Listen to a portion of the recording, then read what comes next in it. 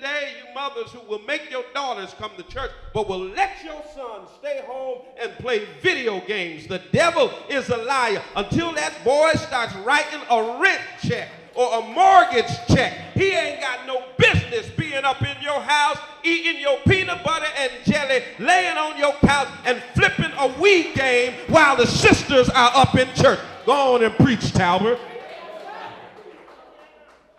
We need to address this important thought this afternoon until the men come back, until the brothers come home. For we find King David at a point in his life in this text that we don't like to preach about. Matter of fact, most of us are unfamiliar with the state that he was in this text. There are some silent years that we try to sweep underneath the carpet as it pertains to King David. We like to talk about him as a man after God's own heart. We like to talk about him in the light of his slaying Goliath the giant. We like to talk about all of the wonderful psalms that David wrote, but we don't like to talk about this particular time in David's life. This is where we find David in our text that was read in your hearing. We find David in this 30th chapter of 1 Samuel living among the Philistines in a village called Ziklag, living among the enemies of his people. Where you going with that, Pastor Swan? Don't we find many of our sons and many of our fathers and many of our grandfathers living in Ziklag, living among the enemy, living in a place where they don't belong? Instead of being in church, they're on the corner. Y'all ain't gonna help me now.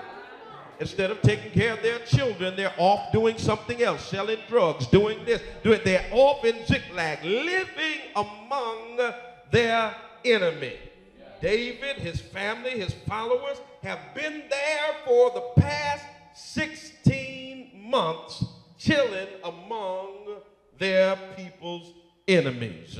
And the constant enemy of Israel was now the temporary home of David. And how many of our young men live amongst the enemies of our people? They're out on the corner slinging rock, and African American and Latino males are dying of drug overdoses, selling drugs and doing drugs, but we're living among the enemy and helping the enemy to destroy our own people.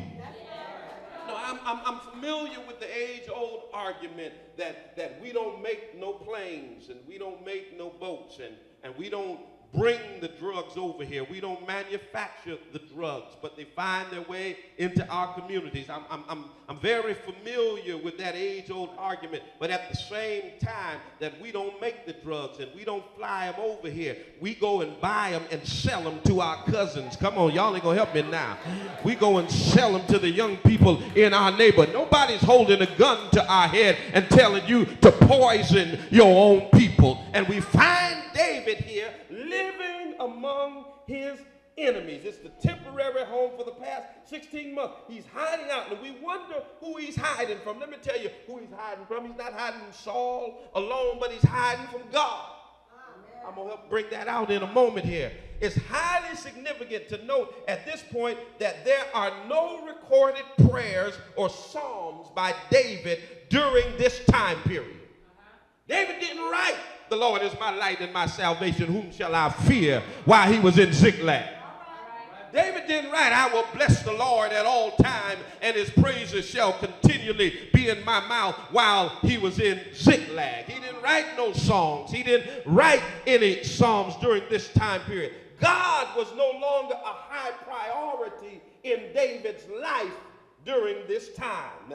And David and his men had, check this out, they had partnered with and were fighting alongside their enemies. However, the Philistine generals did not trust them, and they had moved closer to attacking Israel, and it was at this point that David and his men had been released by the Philistine generals and told to return home to Ziklag. May I tell you something? You can run with the enemy if you want to, but when he gets done using you up, he's going to drop you off. Oh, come on, somebody.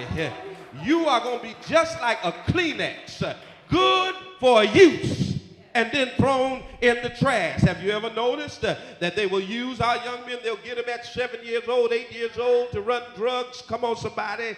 And then when they get in trouble with the law, I'm trying to help somebody here. And many of you will admit that Pookie and them who find themselves in jail right now is mama and auntie and uncle and auntie that got to go to the jail and put money in their commissary and go and visit them. But they're boys. Y'all ain't gonna help me now. All the gang members, all their homies that they ran the street with and got in trouble with, they ain't been to the jail yet. They ain't dropped off no money in the commissary yet. They ain't took no collect telephone calls yet. They ain't sent no letters up there yet. Y'all ain't gonna help me preach in here now. Yeah, your enemy will use you until he can't use you no more and then drop. That ain't your homie. You want to reject your mama. You want to reject your daddy. You want to go and talk about they love me. They my boys. They got my back. No, they'll stab you in your back.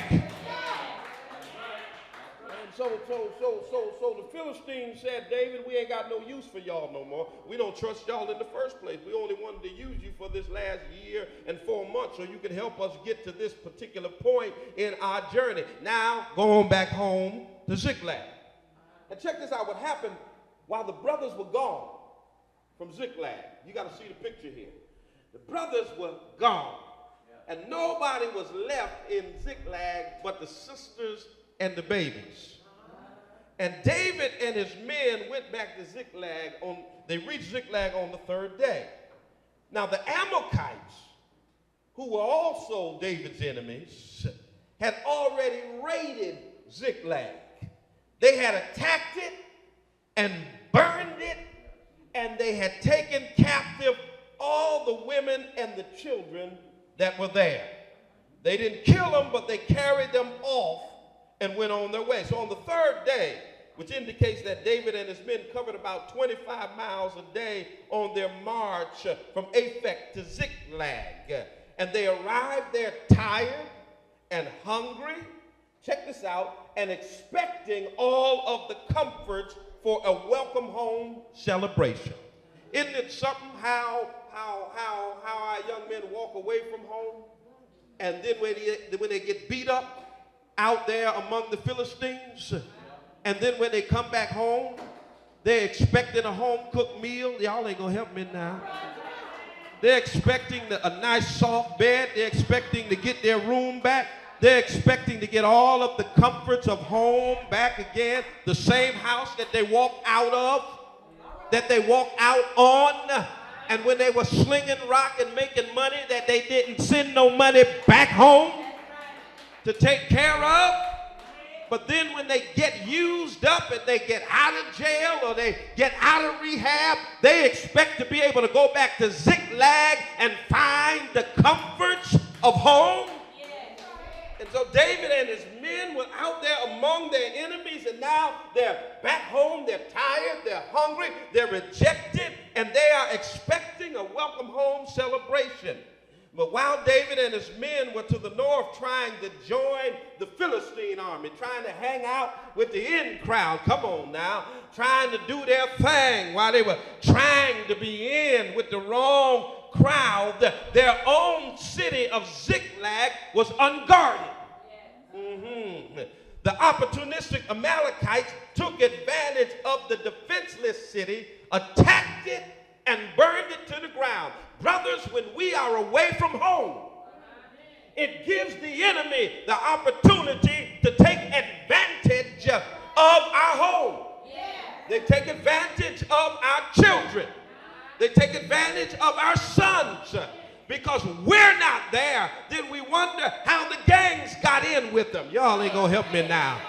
We wonder how somebody else influenced our young men because we were absent from home.